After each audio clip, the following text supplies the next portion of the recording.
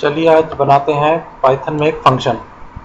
Python में function बनाने के लिए सबसे पहले डेफ कीवर्ड का यूज़ करते हैं। उसके बाद फंक्शन का जो नाम आप रखना चाहते हैं, जैसे मैं एक फंक्शन बना रहा हूँ एरिया। ये एरिया जो है लेंथ और ब्रेथ को मल्टीप्लाई करके रेक्टेंगल का एरिया निकलेगा। तो इस एरिया को निकालने के लिए आपको दो पैरामीटर चाहिए होंगे, एल और बी।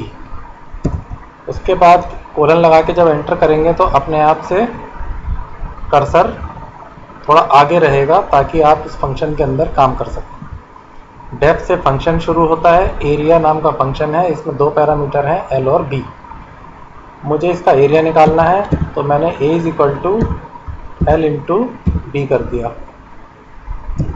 a के अंदर आ गया है एरिया, इस एरिया को मैं प्रिंट कर देता हूँ, प्रिंट a। अब ये फंक्शन हमारा तैयार हो चुका है। अब इस फंक्शन को हम चलाएंगे। फंक्शन को चलाने के लिए फंक्शन का नाम लिखा जाता है और पैरामीटर्स पास किए जाते हैं। तो इसमें मैंने दो पैरामीटर पास किए हैं, 2,5। 2 जो है वो एल हो जाएगा और 5 जो है वो बी हो जाएगा। जब हम किसी फंक्शन को कॉल करते हैं तो फंक्शन का नाम देते हैं, उसके बाद उसके पैरामीटर्स बताते हैं। ये पैरामीटर्स फंक्शन में जाते हैं उसी सीक्वेंस में जिस सीक्वेंस में इनको लिखा गया है। तो पहला पैरामीटर को मिलता है, दूसरी वैल्यू दूसरे पैरामीटर को मिलती है। तो एल और बी में 2 और 5 आ चुका है, जिसका एरिया ए में निकल चुका है। उसके बाद हमने उसको प्रिंट किया है। इसको रन करके देखते हैं। उससे पहले इसको सेव करना होगा। इसका नाम मैंने रख दिया, प्रोग्राम का नाम रख दिया एरिया। देखिए इसका आंसर आपको 10 मिल गया होगा ये। तो आप कोई भी फंक्शन बना सकते हैं और उसको रन कर सकते हैं। ये जो एरिया नाम का मैंने फंक्शन बनाया है ये वैल्यूज़ को प्रिंट कर रहा है। तो जो फंक्शन वैल्यूज़ को प्रिंट करते हैं वो फंक्शन कहलाते हैं नॉन रिटर्न टाइप। मगर मैं चाहता हूँ कि फंक्शन रिटर्न टाइप हो, तो रिटर्न टाइप होने के लिए फंक्शन में रिटर्न कीवर्ड का यूज़ किया जाता है। अब की बार मैंने रिटर्न ए लिखा है, यानी ये फंक्शन कैलकुलेट करके आंसर रिटर्न करेगा। तो जो आंसर रिटर्न करेगा वो यहाँ पर हमने x में स्टोर करा लिया। अब इस x को हम प्रिंट कर सकते हैं। अब इसी फंक्शन को मैं रन करता हूँ।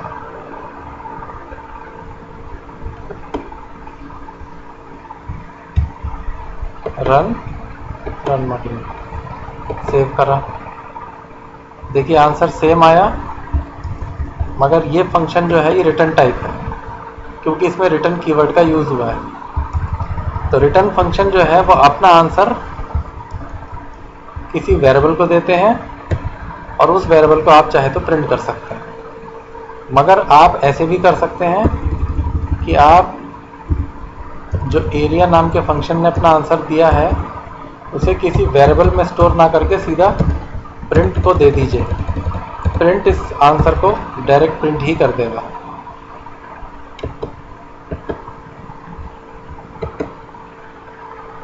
ये देखिए ये आंसर फिर से 10 आ गया है। तो फंक्शन जो है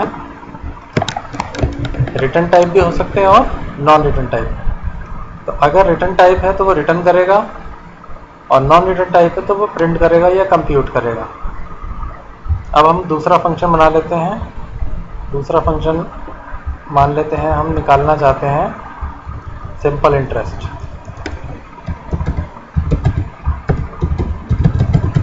सिंपल इंटरेस्ट नाम के फंक्शन में 3 वैल्यू चाहिए होती हैं।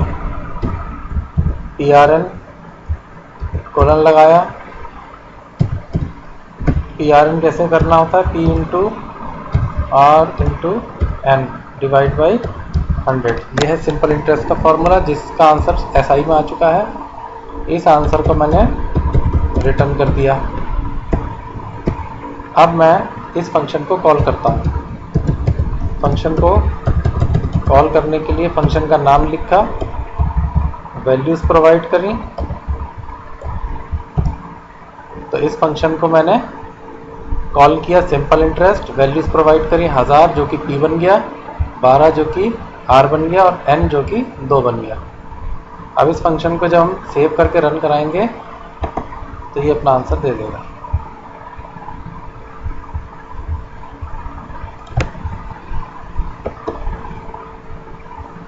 सॉरी, अभी हमने यहाँ पर इसके आगे प्रिंट नहीं लिखा, इसलिए किसने कोई आंसर नहीं दिया। जो फंक्शन रिटर्न करता है तो उसका आंसर किसी वेरिएबल में या तो स्टोर करना होता है या फिर प्रिंट लगाना होता है। अब हम इसको रन करें, ये देखिए आंसर 240 आ गया, यानी सिंपल इंटरेस्ट निकल आया है। तो इन दो एग्जाम्पल से आपको थोड़ा सा हेल्प मिलेगी, इनको आप दोबारा से कई बार देखिए और स्टडी करिए।